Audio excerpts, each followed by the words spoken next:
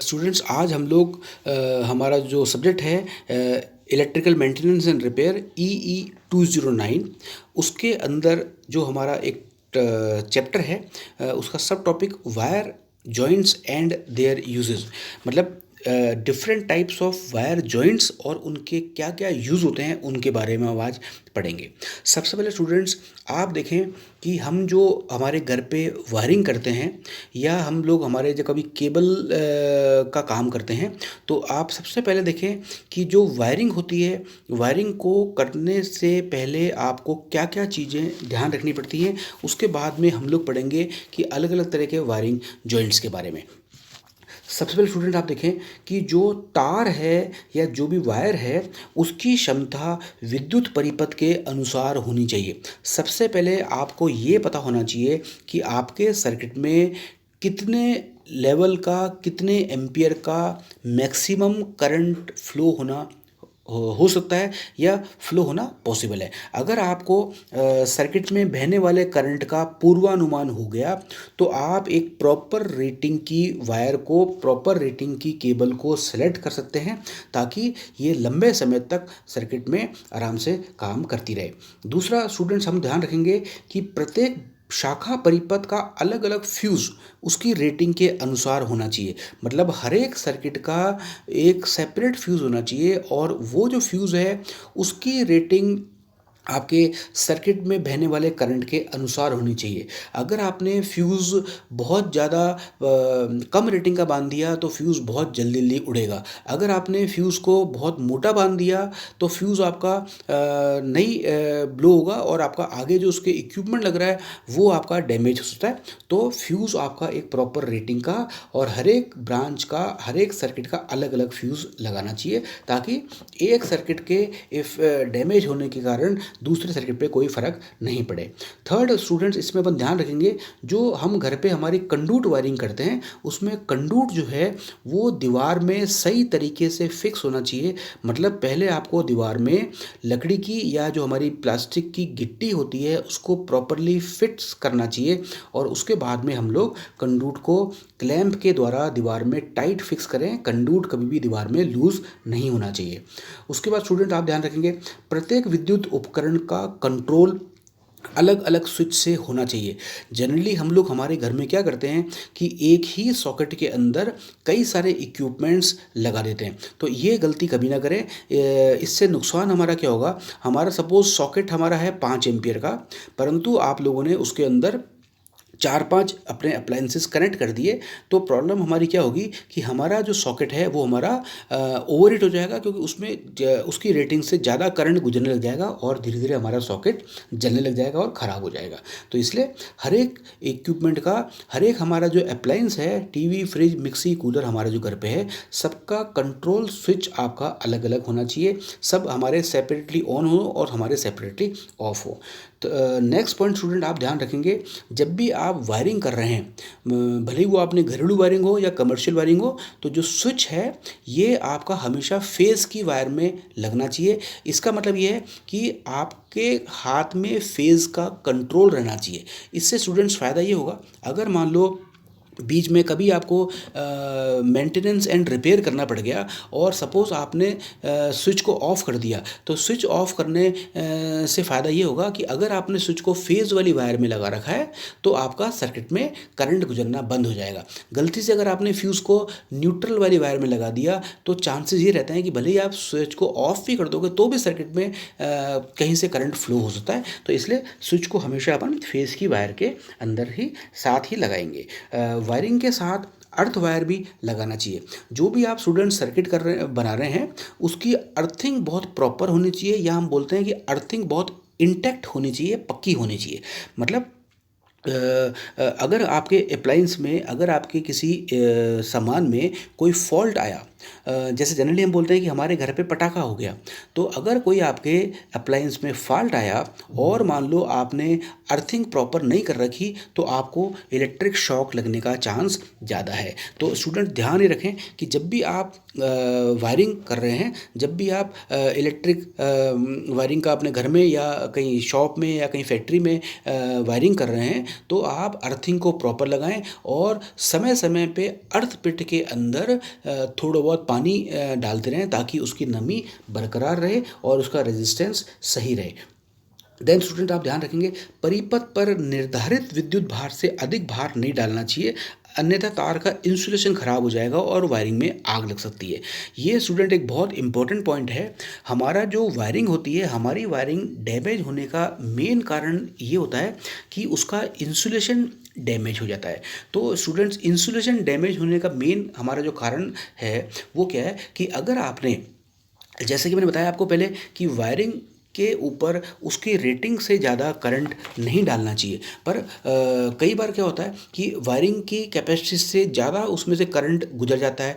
उसके कारण हमारा स्टूडेंट, जो वायरिंग के ऊपर हमारा जो पीवीसी इंसुलेशन चढ़ा होता है, जो कोटिंग चढ़ी होती है, वो धीरे धीरे हमारी हार्ड होनी स्टार्ट हो जाती है और हार्ड होने के कारण वो धीरे धीरे उसमें क्रैक पड़ने स्टार्ट हो जाते हैं। तो धीरे धीरे क्या होगा, हमारा स्टूडेंट इंसुलेशन ख़राब हो जाएगा। तो ये बहुत इंपॉर्टेंट चीज़ है कि आप जो वायरिंग है, वायरिंग के अंदर उसकी रेटिंग से ज़्यादा करंट किसी भी दशा में कंटिन्यूसली फ्लो नहीं होना चाहिए।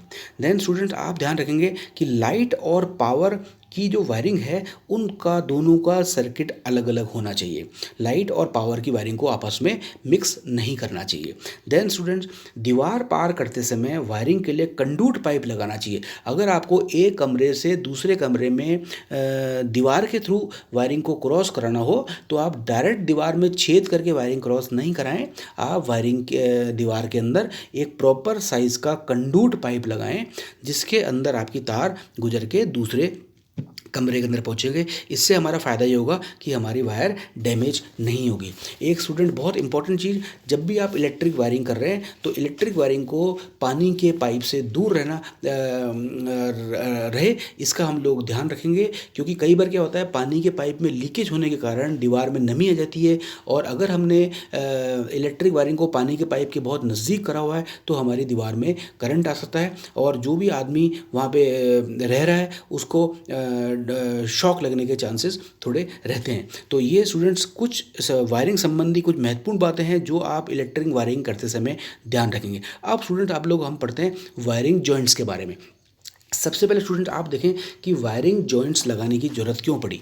कई कारण होते हैं। एक तो हमारी होती है कि हम जब वायरिंग कर रहे हैं तो सपोज़ वायरिंग की लेंथ कम रहेगी तो हमें जॉइंट लगाना पड़ेगा, या हमें एक कमरे से दूसरे कमरे में अगर वायरिंग को ले जाना है तो हमारे को अलग अलग तरह के जॉइंट्स लगाने पड़ते हैं। तो पर ध्यान हम ये रखेंगे स्टूडेंट, जब भी हम वायर का जॉइंट लगाएं तो वो जॉइंट प्रॉपर तरीके से जॉइंट लगाएं। जॉइंट बिल्कुल टाइट होना चाहिए, जॉइंट लूज़ नहीं होना चाहिए। अगर जॉइंट लूज़ हो गया तो हमारी स्पार्किंग स्टार्ट हो जाएगी, और स्पार्किंग स्टार्ट होने के कारण हमारी जो वायरिंग है, वायरिंग का इंसुलेशन डैमेज होने लग जाएगा, और एक समय के बाद हमारी वायरिंग में आग लग जाएगी। तो आज स्टूडेंट्स हम लोग डिफरेंट वायरिंग जॉइंट्स के बारे में पढ़ेंगे, किस तरह से उनको बनाया जाता है और उनका क्या क्या उपयोग होता है। सबसे पहले स्टूडेंट आप देखें, मैंने यहाँ पे एक डायग्राम बना रखा है, रेट टेल जॉइंट।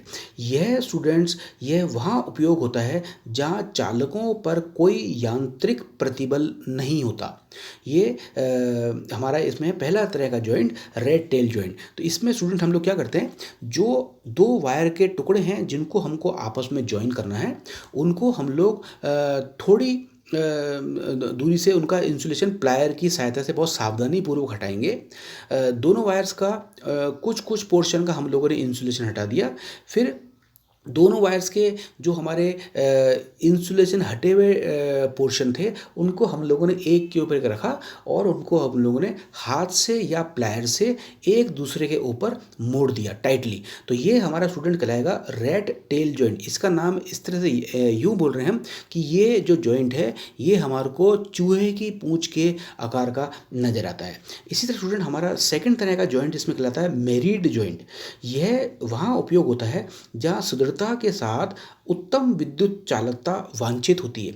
मतलब ये वहाँ यूज़ होगा आपका जहाँ आपको एक प्रॉपर स्ट्रेंथ चाहिए और आपको कंडक्टिविटी बढ़िया चाहिए, मतलब जॉइंट के ऊपर आपका करंट रुकना नहीं चाहिए।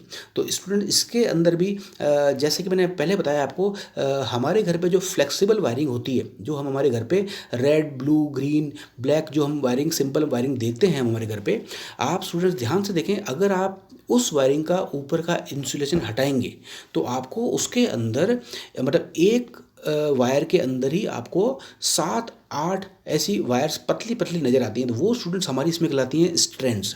यहाँ स्टूडेंट्स ध्यान रखने वाली बात ये है कि अगर मैं कोई फ्लेक्सिबल वायर को उसका इंसुलेशन हटाता हूँ और सपोज़ उसके अंदर से मेरी 7 पतली पतली वायर्स निकल रही हैं, तो ध्यान आप ये रखें कि ये जो 7 पतली पतली वायर्स हैं ये कहलाती हैं स्ट्रैंड्स।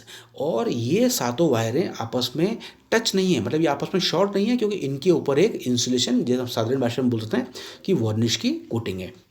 तो मेरिट जॉइंट बनाने का स्टूडेंट तरीका क्या है? सपोज़ मैं बोलता हूँ कि मेरी जो फ्लेक्सिबल वायरिंग है उसका मुझे मेरिट जॉइंट बनाना है, और सपोज़ मेरी एक वायर के अंदर 7 स्ट्रैंड्स हैं, तो स्टूडेंट्स मैं इसमें ये करूँगा कि जो मेरी 2 वायर के टुकड़े हैं जिनको मेरे को आपस में जॉइन करना है, उनका मैं इंसुलेशन का थोड़ा सा पोर्शन हटाऊंगा। सपोज़ मैं बोलता हूँ कि मेरी वायर के अंदर 7 स्ट्रैंड्स हैं, तो मैंने क्या किया स्टूडेंट्स, 3 स्ट्रैंड्स अलग किए, 3 स्ट्रैंड्स नीचे मोड़े, और जो सेंटर वाला स्ट्रैंड था उसको मैंने प्लायर की सहायता से काट दिया। ऐसे ही मैंने सेकंड वाले टुकड़े के अंदर भी 3 स्ट्रैंड्स ऊपर की तरफ टर्न कर दिए हल्के से, 3 स्ट्रैंड्स नीचे की तरफ टर्न कर दिए और सेंटर वाला स्ट्रैंड काट दिया।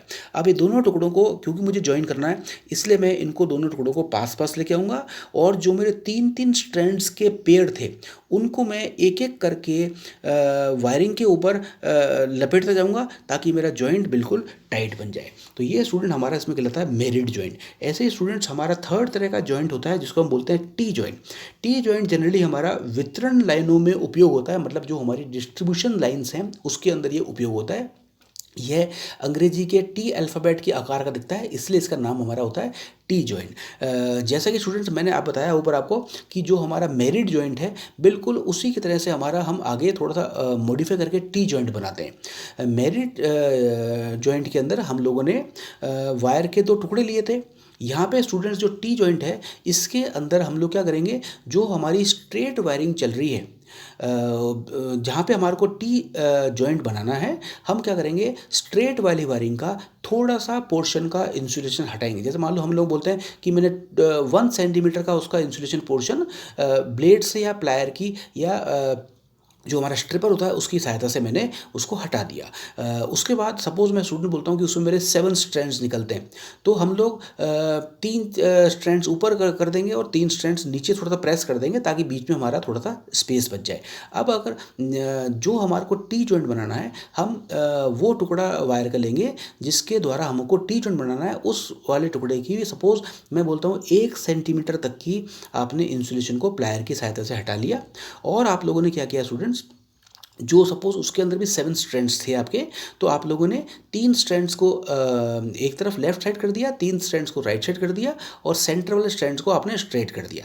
अब जो हमारी स्ट्रेट वाली वायरिंग चल रही थी जिसके अंदर हम लोगों ने एक स्पेस बनाया था स्ट्रैंड्स को ऊपर और नीचे प्रेस करके, ये टी जॉइंट वाली वायर का जो टुकड़ा है इसको आप उस स्पेस के अंदर रख दें, और जो मेरे 3 स्ट्रैंड्स वायर के थे उनको लेफ्ट साइड मोड़ दें, बचे हुए 3 स्ट्रैंड्स को राइट साइड मोड़ दें, और जो मेरा सेंटर वाला स्ट्रैंड था उसको आप स्ट्रेट वाली वायरिंग के ऊपर से घुमा करके लाके जो जिस वायरिंग से आप टी जॉइंट बना रहे थे उसके ऊपर वापस आके लपेट दें। तो ये हमारा स्टूडेंट बन जाएगा इसके अंदर टी जॉइंट।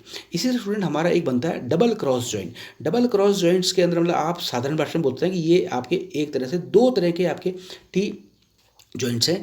चालक के मध्य से 2 अन्य चालकों को जोड़कर इसे तैयार किया जाता है। यह 2 प्लेन टैप जॉइंट्स का कॉम्बिनेशन है। तो स्टूडेंट्स ये हमारा electrical maintenance and repair EE 209 का एक टॉपिक पढ़ा हमने आज, wiring joints and their uses. Thank you. मैं Mukesh Shahi, lecturer electrical, government polytechnic college Rajmand. Thank you.